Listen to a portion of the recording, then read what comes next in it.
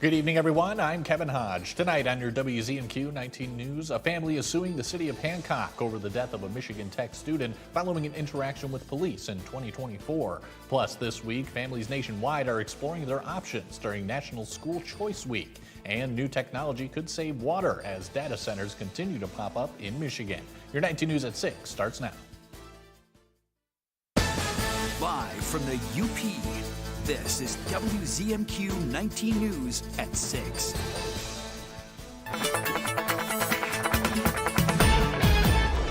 Good evening, Kelly Rowland. No snow. It's been a while. Is there any more coming? I guess is my question. Yes, good evening. And if it's January, I mean, there's always an opportunity to have snow coming. And there are some changes. It is going to get colder. And yes, some more snow is on the way. So the fact that it's not snowing at this very moment, if that's the case, enjoy it because it's not going to last for too much longer. We see some of that wet snowflake and just snow in general wanting to touch the ground. Don't know how much of it actually is, but it's very light, if anything, at this moment. So it's still a nice evening to get out and about and do what you need to do with those comfortable temperatures into the upper 30s, but temperatures are dropping in the overnight. Tomorrow morning will be into the teens with some lake effect snow. I'll have all your details and the potential impacts in just a few minutes. Kelly, thank you very much. A lawsuit is emerging against Houghton County officials involved in the death of Michigan Tech student Benjamin Walby in March of 2024. We will warn you the video may be disturbing to some viewers. Original reports said the student's death was self-inflicted after a domestic dispute. However, Fieger Law has now obtained body camera footage from that night, finding that the 22-year-old was suffering from a mental health crisis. Undocumented details from the incident also found officers tasering Walby face down for around 20 minutes before hogtying him and ultimately inducing positional asphyxia. Walby's family and Fieger Law are releasing a lawsuit against the city of Hancock, city of Houghton, Houghton County, and all 11 responding officers to the situation. This includes 15 counts of excessive force, deliberate indifference, failure to intervene, and failure to train, among others. The officers had the resources, they had the time, and they had the options to do what was right to de-escalate the situation. In response to the lawsuit, the Hancock Police Department released a statement saying in part, quote, "We are legally restricted from discussing matters in active litigation and therefore cannot provide details at this time. However, we express support for our officers who faced a dangerous and high-pressure situation. Our department continues its cooperation with the legal process just as we have since this incident occurred. We appreciate the patience of the community as we allow all the facts to be established in court," end quote. We'll have more details on this developing story tonight at 11. This week, schools and families across the nation are celebrating National School Choice Week. The annual event highlights the many educational options available to students, including public, private, charter, magnet, and homeschools. Many local schools are marking this week with activities, open houses, and community events focused on student success and educational opportunity. Our surveys show this year that 75% of parents in the last 12 months at least considered choosing a new school for a child in their household for one reason or another. So this is the normal thing to do, is to be thinking, pondering, researching, looking into things. Doyle encourages parents to visit prospective schools in person and meet with the faculty and staff, as well as parents of potential classmates. A Delta County educator has ended his campaign for state senate and is instead running for the Michigan House of Representatives. Chris Reynolds says the decision came after careful consideration and conversations with community members. He believes he would be most effective as a representative for Michigan's 108th district. The Republican says he is committed to listening, serving with integrity, and putting communities above politics. The announcement comes nearly 6 months after Reynolds' initial campaign launch. The 108th district seat is currently held by fellow Republican Dave Preston, who is running to win a state Senate seat this year. As Michigan communities debate the impact of large data centers, engineers say new cooling technology is significantly reducing water use. Closed-loop cooling systems use chemical coolants inside the facility, limiting the use of outside water. But experts say the technology shift from water to electricity is raising questions about energy costs and grid capacity. Engineers also note while safeguards are strong, no system is completely risk-free. Getting into the operation, it's not only about technology, it's also about people, how they're organized, so all together in a systematic way. And from technical, we say we're ready, but the management and the people, human part, that's a challenge for the management. Those debates are expected to be front and center in Lansing this year. Your first warning weather forecast is after the break. Plus, we're live in Washington, D.C. with the latest on the investigation into Federal Reserve Chairman Jerome Powell. We'll be right back.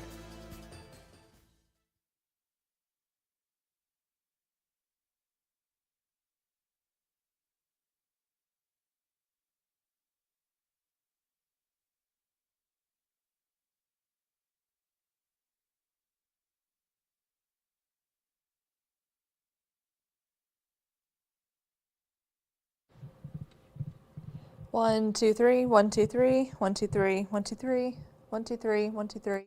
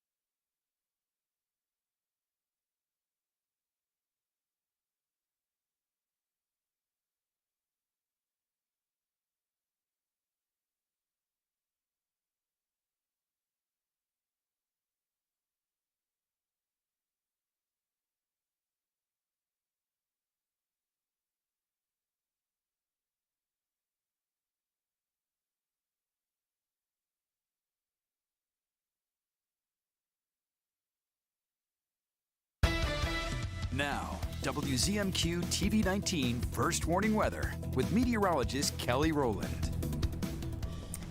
And welcome back. We are sitting at some very comfortable temperatures into the upper 30s, but there is going to be some changes. We can see that overall little kind of dip in the winds here. There's going to be a major low that moves through, and that's ultimately going to change a lot of different things and kind of 2 rounds of cold on the way. So round 1 is going to start to happen later tonight. It's going to be very cold for tomorrow. We already have some wet snowflakes that want to fall. Not a lot of it is. It's kind of hard to stick at this moment since the temperatures for basically all of us are above freezing. 38 out to Hancock, 37 down to Manistee, 36 for us into the Marquette area. And the winds are from the northwest, so we do have the lake effect wind direction starting to set up, and then we will have more of the lake effect ingredients set up into place for this wintry weather that's ahead. We will have a winter weather advisory that will go into effect tomorrow, and that is the possibility for about 3 to 7 inches, but that's for the entirety of the advisory, which is through Thursday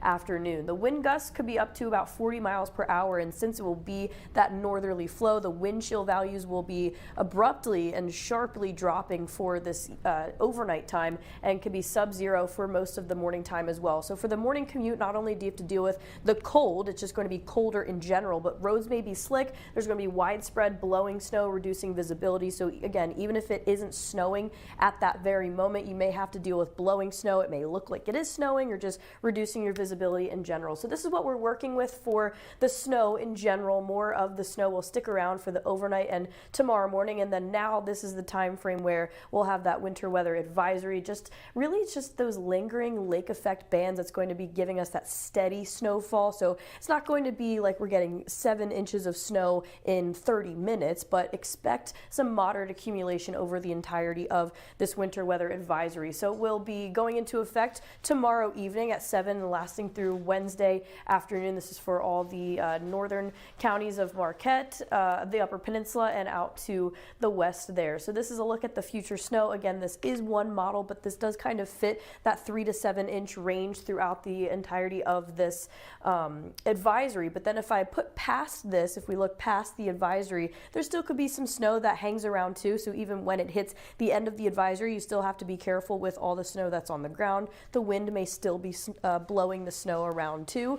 And then the temperatures quickly drop. This is a look at the feels like temperatures as you head out the door on Wednesday morning. So in just about 48 hours, we are going to be feeling much different types of conditions. So the main things we have to keep in mind is a drastic temperature drop throughout the night tonight, and we are only looking at high temperatures in the teens probably for tomorrow and Thursday, and then we get a brief relief of that for Friday and the weekend, and then cold surge number 2 is on the way for Sunday and onward, and I'll have more information on that later tonight. Kelly, thank you again. The Department of Justice's investigation into Federal Reserve Chairman Jerome Powell has rattled some congressional Republicans. Some are worried that this will erode the Fed's independence. Our Washington, D.C. correspondent Rachel Knapp joins us live. Rachel, good evening. How does this investigation impact the Federal Reserve's independence, would you say? Well, good evening, Kevin. So agencies like the Federal Reserve and the EPA, even NASA, they are all designed to be set up independent from the executive. And a political scientist I spoke with tells me that's because those agencies are supposed to make decisions based off their expertise, not by the political agenda for whoever is running the White House. But as far as this investigation goes, some congressional members are telling me that they're concerned that it could have an impact on the Federal Reserve's independence. Federal Reserve Chair Jerome Powell has been at the center of attacks by President Donald Trump over the Fed's interest rates. Now, with the Department of Justice investigation into Powell's comments on the Fed office building's renovations, some members say the threat of criminal charges is an attempt to weaponize the justice system to affect economic policy. A brazen attempt by Donald Trump to cannibalize the Fed's independence. The allegations behind this probe are clearly bogus. This has nothing to do with building renovations, of all things. It has everything to do with Donald Trump weaponizing the DOJ into his attack dog. Senator Tom Tillis, a Republican member on the Banking Committee, is questioning the Justice Department's independence and credibility. He says he will oppose the confirmation of any nominee for the Fed, including the upcoming Fed chair vacancy, until this legal matter is fully resolved. If the Justice Department is pursuing something, I hope they have a smoking gun or something, because I don't think you trifle with the Federal Reserve, with the central bank. It is critical to the financial markets in this country. It's critical to our economy. Political scientists explain while the president gets to nominate people to the Federal Reserve, agencies like this one are meant to be independent from the White House. Those experts are supposed to work with all of their forecasters, their economists, and then present or take action that Congress has afforded them in statute, mainly to set monetary policy. Most everyone knows that they set the Fed, the Federal Reserve rates. So that independence, it comes into question when they become dependent on political actors, or in this case, on the president and his administration, involving themselves in the actions of the Federal Reserve, or namely the chairman Powell in this case, to get what they want politically. That's not how it's supposed to work, and that independence was built in from the system at the outset for that reason. Now, Kevin, if Senator Tillis or any other Republican member on the Senate Banking Committee decides they want to block any potential future nominees for the Federal Reserve, it could potentially complicate things, and that's because of the markup of the committee. Right now, there's 13 Republicans and 11 Democrats, so if one defects, it could essentially be a stalemate for that nominee. Kevin, back to you. Rachel, thank you very much, as always. Coming up next on Insights, we're joined by Marquette Algerisa to talk about how you can get your child enrolled in pre-K programs. That conversation's 2 minutes.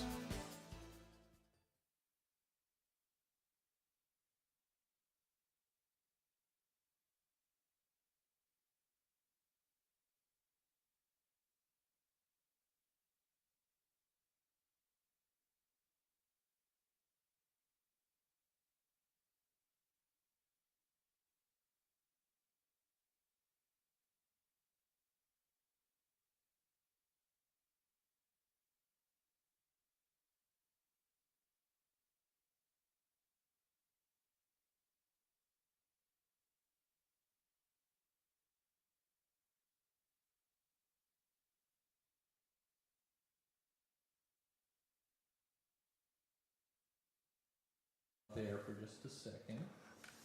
And then we should be going to commercial break right after. Okay. And then Lori, I think they would need a mic check from you. What do I do? You can just count to 10 or something like that. 1, 2, 3, 4, 5, 6, 7, 8, 9, 10. Perfect. Is there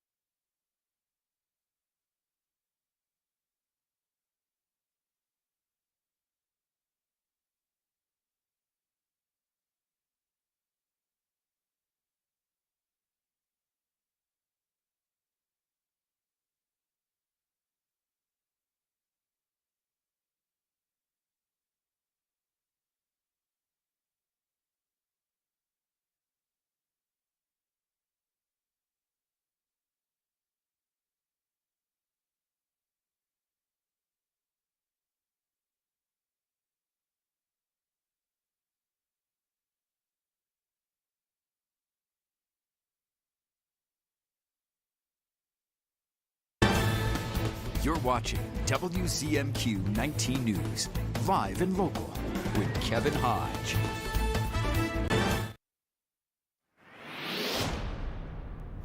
Welcome back, everyone. If you've got a child approaching school age, now is the time to start thinking about pre-K programs.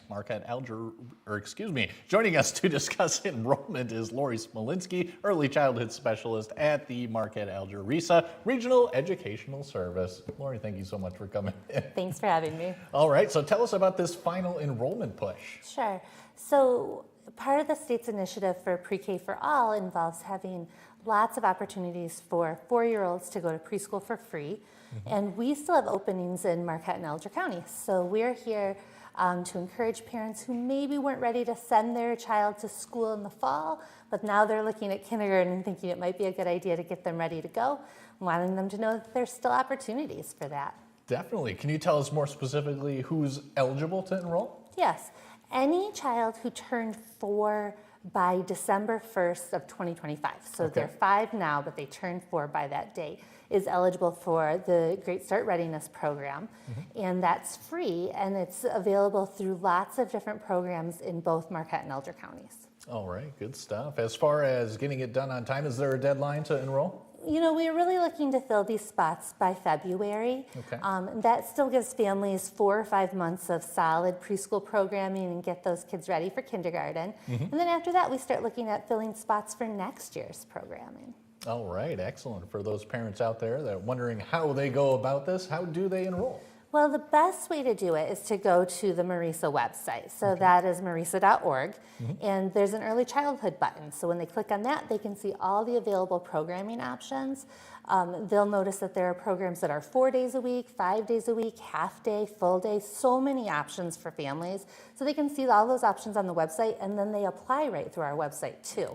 And then someone will contact them and help them get enrolled. Excellent one-stop shop, it sounds like. Lori, as far as getting your child enrolled, why is it so important to get them in there at the right time? Well, you know, any preschool experience is better than no preschool experience. Right. So we know that early childhood learning experiences are key to getting kids ready for kindergarten. They feel more successful and ready to go. And we like them to have that full year of 4-year-old preschool, but it's never too late. So if you have a child sitting at home and you think they might want some time to get ready and a good experience, now is the time to sign them up. Definitely. So what kind of skills or, let's say skills do they learn in these types of programs? Well, it runs the gamut because early childhood programming is really focused on the whole child's development. So they will spend a lot of time working on social emotional skills, and they'll learn how to be in a classroom. They'll learn how to sit with a group and listen for a story, and they'll start those early literacy and math skills as well. I think maybe I deserved some more time in preschool based off that description, Lori. Anything else you think people should know about these programs or how they can find out more information? Well, what they should know is that there's a lot of opportunities. So some of our programs are based in schools, and some of them are based in community childcare centers. And so regardless of what you're looking for your child, there is a Great Start Readiness program that will fit your needs. And so it's really worth checking out. All right, beautiful. Lori, I think those are all the questions I have for you today. Thank you so much for coming in. Yeah, it's been great. Thank you. Absolutely. And Mike Ludlum is next with your look at sports. A Michigan Tech basketball star is making waves, earning Offensive Player of the Week honors yet again. We'll have the details on that and more when we come back. Good evening from Detroit, inside the new global headquarters of General Motors. Tonight, my exclusive interview with President Trump. We ask him how he plans to respond to the growing unrest in Iran, ahead on the CBS Evening News.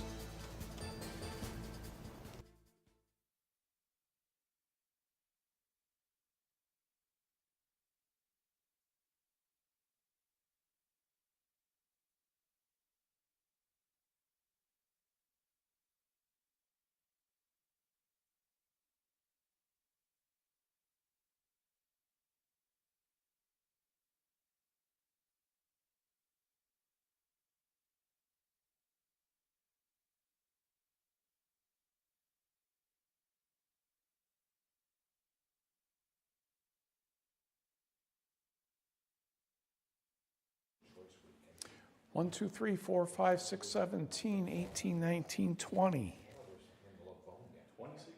Okay.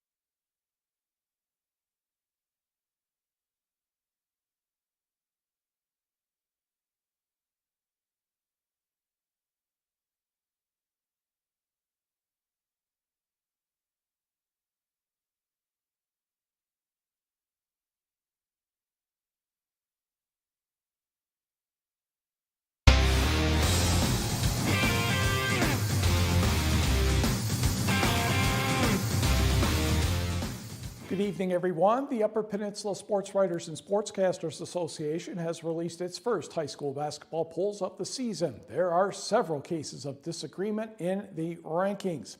In the boys poll, divisions 1 through 3, Westwood has a 1-point lead for the top spot over Menominee, 23-22. The Maroons are listed first in the State Basketball Coaches Association of Michigan poll in Division 3. Westwood, I believe, is 6th in that poll. The argument should be settled Friday, February 6th when Menominee visits the Patriots. Gladstone and Marquette are tied for 3rd. The Sentinels game at home against Sault Ste. Marie tonight has been postponed. Kingsford is 5th and Houghton received a couple votes. The boys Division 4 poll has Dollar Bay 1 point ahead of Forest Park, 22-21. The Blue Bolts edged the Trojans a couple weeks ago at Michigan Tech. Undefeated Pickford is 3rd with North Dickinson and Norway tied for 5th. Lance and Wakefield Marinisco also received votes from the panel. In girls Divisions 1 through 3, undefeated Negaunee is 1st. The Miners host number 2 Gladstone on Tuesday, January 27th. I guess that would be 2 weeks from tonight. Houghton is 3rd. Menominee and Sault Ste. Marie are tied for 4th, with Kingsford also receiving support. In the Division 4 poll, number 1 Ewan Trout Creek just defeated number 3 and previously undefeated Beriga 40-21 this evening. Ishpeming is 2nd, Norway 4th, Munising 5th. Lance and Hancock also picked up votes. Michigan Tech men's basketball senior guard Marcus Tomaszek has been named the GLIAC Offensive Player of the Week for the 2nd time this season. He averaged 30 points, 6 rebounds, and 3 assists, leading the Huskies to their 2nd GLIAC weekend sweep with wins over 18th-ranked NMU and Ferris State. Tomaszek also went over the 2,000-point mark in his career with 25 points against Ferris State. He ranks 2nd in the league in points, 306, and points per game, 20.4. The Huskies travel to Saginaw Valley State Thursday before heading to Lake Superior State on Saturday. NMU had a couple home games last night against Ferris State. The Wildcat men ran all over Ferris State, 95-66. Dylan Keel, 23 points. Isaiah Allen, 20 points on his birthday. The women did not have nearly as much fun, falling 70-52. J.C. Weisbrod led NMU with 16 points. The Wildcats visit Lake Superior State on Thursday. The winner of the Wisconsin United States Bowling Congress Youth Master Tournament is from Ishpeming. Sarah Harvey of Ishpeming had the top score after 6 games, averaging just over 175 to defeat the second-place bowler by 4 pins. Her high game of the last 6 games was a 243. Michigan Tech's Matt Scaperti has been named the CCHA Forward of the Week, third time in his career for that honor. He scored 2 goals Friday in a 5-2 win at Bemidji State. He scored Tech's third goal in the first period and the game-winning goal in the third. He also won 20 faceoffs and had an assist in Saturday's 4-3 victory. He leads the team with 9 goals and has 18 assists. Tech is 9-3-2 and returns home this weekend against number 17, Minnesota State. The Detroit Red Wings retired the number 91 sweater of Sergei Fedorov before last night's game against Carolina. Fedorov played for the Winged Wheel from 1990 through 2003 before leaving for Anaheim, Columbus, and Washington. He finished his career after the 2008-09 season. He scored 483 goals and had 696 assists for 1,179 points in nearly 1,250 games. Fedorov won Stanley Cups in 1997, 98, and 2002. Last night, after the fine ceremony, the Red Wings took on the Carolina Hurricanes, and James Van Riemsdyk gets the backhanded goal off the rebound to give Detroit a 1-0 lead in the first period. In the second, Alex DeBrincat with the goal from Andrew Kopp. Red Wings had a 2-0 lead. The game needed overtime, and Kopp had the game winner. The Red Wings ended up winning 4-3. They will be in Boston tonight, and we will be right back.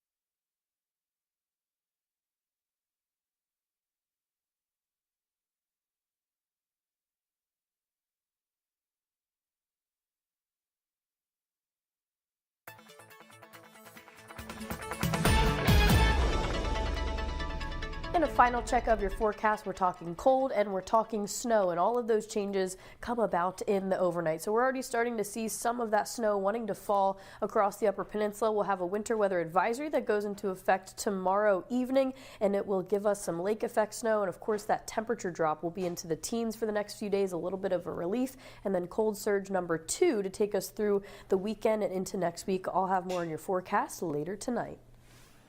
Kelly, thank you again. And finally tonight, a new workforce development company in Marquette launched this morning focused on AI literacy and ethics. Dr. Athena Stanley, a former assistant professor at NMU, founded Athena Global Learning, a tutoring and coaching program centered around the belief that education should be both human-centered and future-ready. The company serves local families, individuals, and businesses across the UP, as well as global learners, all online. We're focusing on integrity and ethics when it comes to working with parents. And then for students, we want to teach them the appropriate channels and techniques to use with AI so that they stay safe, protected, and they maintain their autonomy and agency in working with those tools. We'll have more about AGL's programs and opportunities on our website. That's it for now, everyone. We'll see you tonight at 11:10 Central.